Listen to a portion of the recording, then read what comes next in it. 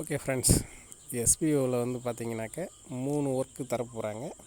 அது என்னென்ன ஒர்க்கு, அதை யாரெல்லாம் செய்யலாம், அதுக்கு என்ன தகுதி, இதெல்லாமே பார்க்கலாமா? ஓகே, இப்போ எஸ்பிஓவில் என்னென்ன ஒர்க்கு தரப்போகிறாங்க அப்படின்னு பார்த்திங்கனாக்க டிஜிட்டல் கண்டென்ட் ரைட்டர் அப்படிங்கிற ஒரு ஒர்க்கு, டிஜிட்டல் இன்ஃப்ளூயன்சர் அப்படிங்கிற ஒரு ஒர்க்கு, மைக்ரோ டாஸ்க் ஒர்க்கர் அப்படிங்கிற ஒரு ஒர்க்கு தரப்போகிறாங்க. இதுக்கெல்லாம் என்னென்ன தகுதி இருந்தால் என்ன ஒர்க் பண்ணலாம் அப்படின்னு பார்த்தீங்கன்னாக்க, டிஜிட்டல் கண்டென்ட் ரைட்டருக்கு வந்து பார்த்திங்கனாக்க அவங்க வந்து வெப்சைட் வச்சுருக்கணும், இல்லைன்னா பிளாக் வச்சுருக்கணும். இது ரெண்டுத்தில் ஏதாவது ஒன்று வச்சுருக்கணும். இது பிளாக்கும் எழுத தெரியணும் அவங்களுக்கு. அதாவது ஒர்க் நம்ம பண்ண போகிறதே வந்து பிளாக் எழுத போகிறோம், வெப்சைட்டில் அவங்க கொடுக்குற கண்டென்ட்டை போட போகிறோம், இது தெரியணும். அதுக்கு அவங்க ஓனாக வெப்சைட் வச்சுருக்கணும், ஓனாக பிளாக் வந்து வச்சுருக்கணும்.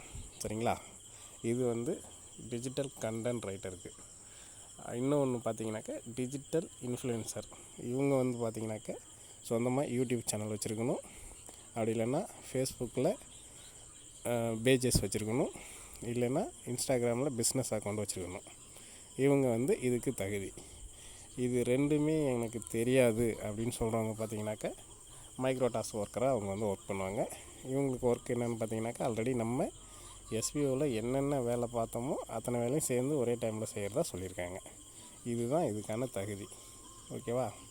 அதனால் நாளைக்கு அவங்களோட எலிஜிபிளுக்கு தகுந்த மாதிரி ஃபார்ம் செலக்ட் பண்ணுங்கள்.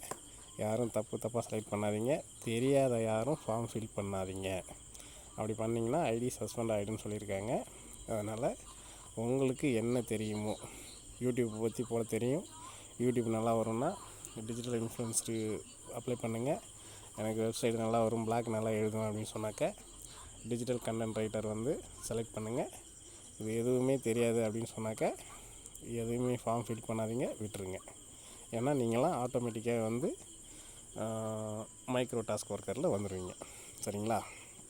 இதுதான் இதுக்கான தகுதி. நாளைக்கு வந்து அப்ளை பண்ணணும்.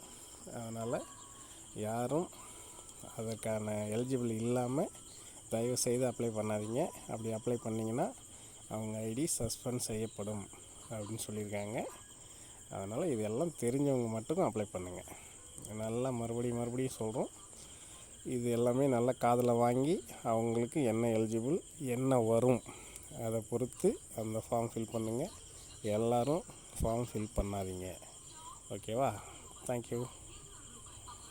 அப்புறம் ஒரு முக்கியமான விஷயம், டிஜிட்டல் கண்டென்ட் ரைட்டர் ஆகணும் அப்படின்னு சொல்கிறவங்க கண்டிப்பாக அவங்கக்கிட்ட லேப்டாப்போ அல்லது பிசியோ, பர்சனல் கம்ப்யூட்டரோ கண்டிப்பாக இருக்கணும்னு சார் சொல்லியிருக்காரு.